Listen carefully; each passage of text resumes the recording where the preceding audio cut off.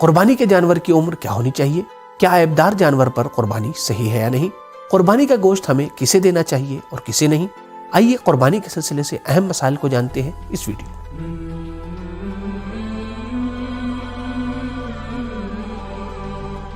بسم اللہ الرحمن الرحیم۔ مومنین کرام سلام علیکم۔ 10 ذی الحجہ یعنی عید الاضحیٰ کا دن، کہ جسے ہم بقر عید کا دن بھی کہتے ہیں، جس دن کی بہت زیادہ فضیلت بیان کی گئی ہے اور اس کے بہت سے اہم اعمال بیان کیے گئے ہیں، جیسے غسل کرنا کہ جس کا بہت زیادہ ثواب بیان کیا گیا ہے۔ اسی طریقے سے روایات میں اس کی بہت زیادہ تاکید بھی کی گئی ہے۔ اسی طریقے سے نماز عید قربان پڑھنا کہ جو زمانہ غیبت میں مستحب مؤکد ہے۔ اس کے علاوہ دعائے ندبہ پڑھنا اور دعائے ندبہ پڑھ کر اپنے زمانے کے امام کو یاد کرنا بہت زیادہ فضیلت اور ثواب کا حامل ہے۔ اس کے علاوہ جو تاکید کی گئی ہے آج کے دن، وہ صحیفہ سجادیہ کی دعا نمبر 46 اور 48 کی تلاوت کرنا اور اسے پڑھنا ہے۔ اور اس کے علاوہ کہ جو ایک بہت ہی اہم عمل ہے، وہ عمل ہے قربانی کرنا۔ جیسا کہ آپ جانتے ہیں کہ بقر عید کے دن کا ایک اہم عمل قربانی ہے، کہ وہ افراد کے جو میدان مینا میں ہیں، حج کے لیے گئے ہیں، ان کے لیے یہ قربانی واجب ہے، لیکن وہ افراد کے جو حج کے لیے نہیں گئے ہیں، اپنے وطن میں ہیں، اپنے گھر پہ ہیں، ان کے لیے قربانی کرنا مستحب ہے اور اس کی بہت زیادہ فضیلت بیان کی گئی ہے، جیسا کہ مولا کائنات حضرت علی بن ابی طالب علیہ السلام کا ارشاد گرامی ہے۔ اگر لوگوں کو قربانی کے فائدے کے بارے میں معلوم ہو جاتا تو لوگ قرض لے کر قربانی کرتے۔ قربانی کے خون کا پہلا قطرہ زمین پر گرتا ہے تو خداوند متعال قربانی کرنے والے کے سارے گناہ کو معاف کر دیتا ہے۔ واجب قربانی اور مستحب قربانی دونوں کے الگ الگ شرائط اور الگ الگ احکام ہیں۔ آج انشاءاللہ اس ویڈیو میں ہم مستحب قربانی کے اہم احکام کو بیان کریں گے۔ تو آئیے جانتے ہیں اہم احکام کون کون سے ہیں۔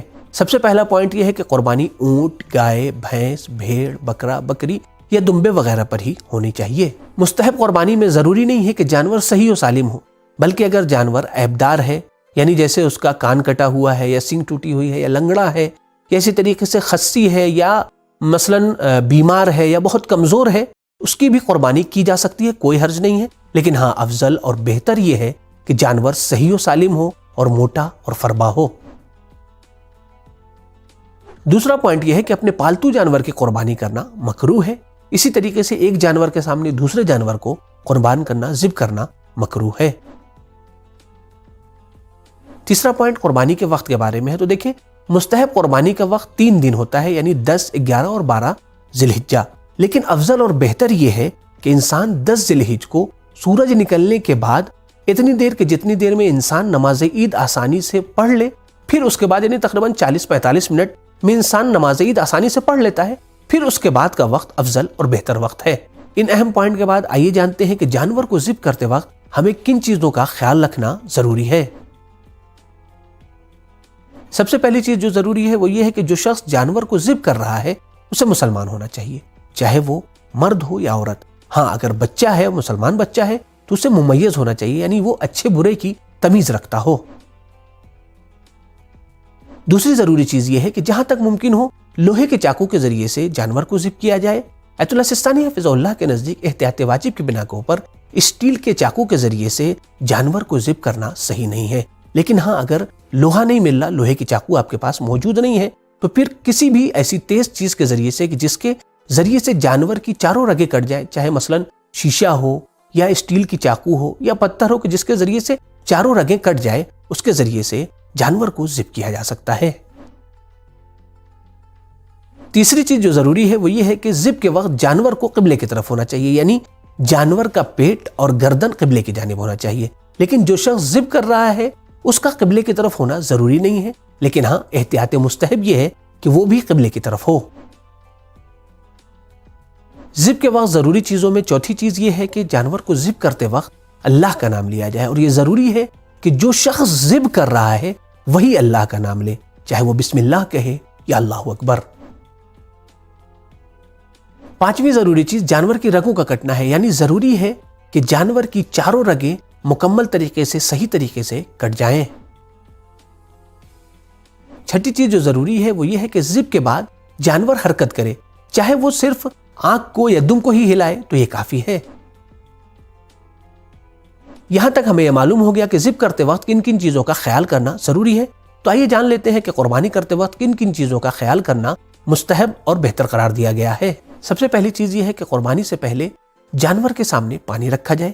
دوسری چیز یہ ہے کہ اس طریقے سے جانور کو ذبح کیا جائے کہ اسے بہت زیادہ اذیت نہ ہو. مثلا آپ تیز چاقو سے ذبح کریں یا تیزی سے ذبح کریں تاکہ اسے اذیت کم ہو سکے.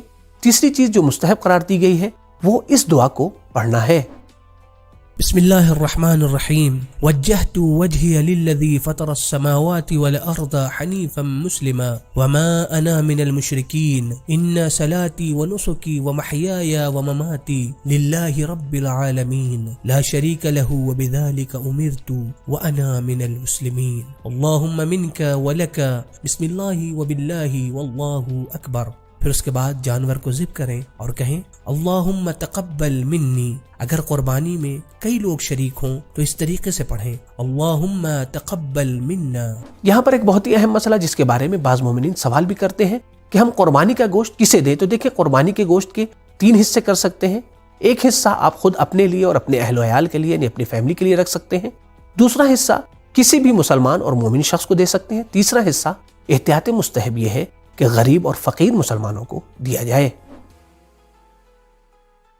آخر میں مستحب قربانی کے سلسلے سے لوگوں کے درمیان پائی جانے والی غلط فہمیاں اور مسٹیک کے بارے میں جانتے ہیں اور دیکھتے ہیں کہ کون سی چیز غلط فہمی ہے اور حقیقت اور صحیح مسئلہ کیا ہے.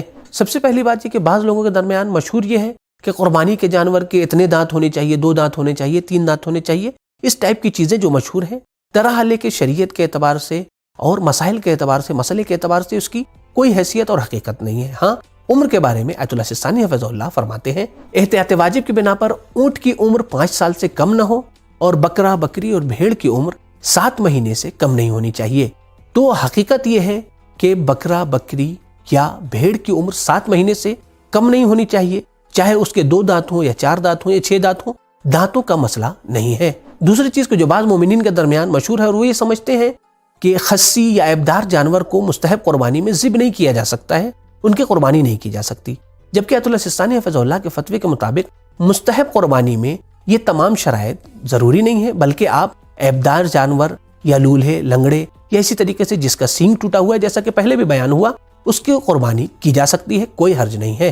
تیسری غلط فہمی یہ ہے کہ بعض مومنین یہ سمجھتے ہیں کہ ایک جانور پر ایک ہی آدمی قربانی کر سکتا ہے, ایک ہی شخص قربانی کر سکتا ہے, جبکہ ایسا نہیں ہے. مستحب قربانی میں ایک جانور پر متعدد افراد قربانی کر سکتے ہیں, کوئی حرج نہیں ہے. آپ ایک جانور لے کے آئیں, اس پر اپنی پوری فیملی کو شامل کر سکتے ہیں اسے قربانی میں, حتیٰ آپ مرحومین کو بھی شامل کر سکتے ہیں. انشاءاللہ خداوند متعال سب کو مکمل ثواب عنایت کرے گا. بعض لوگ قربانی کے جانور کی کھال کو قصاب کو بطور اجرت دے دیتے ہیں, کیا ایسا کرنا صحیح ہے؟ دیکھیں قصاب کو اجرت کے طور کے اوپر کھال دینا مکروہ قرار دیا گیا ہے. بہتر اور مستحب یہ ہے کہ اس کھال کو صدقے کے طور کے اوپر کسی مستحق اور فقیر کو دیا جائے. تو مومنین کرام امید کرتے ہیں کہ یہ ویڈیو آپ کے لیے مفید ثابت ہو, آپ کو پسند آئی ہو, لہٰذا اسے دیگر مومنین کے ساتھ, اپنے دوستوں اور رشتہ داروں کے ساتھ ضرور شیئر کریں. انشاءاللہ پھر سے ایک نئے موضوع کے ساتھ حاضر ہوں گے. خدا حافظ, فی امان اللہ.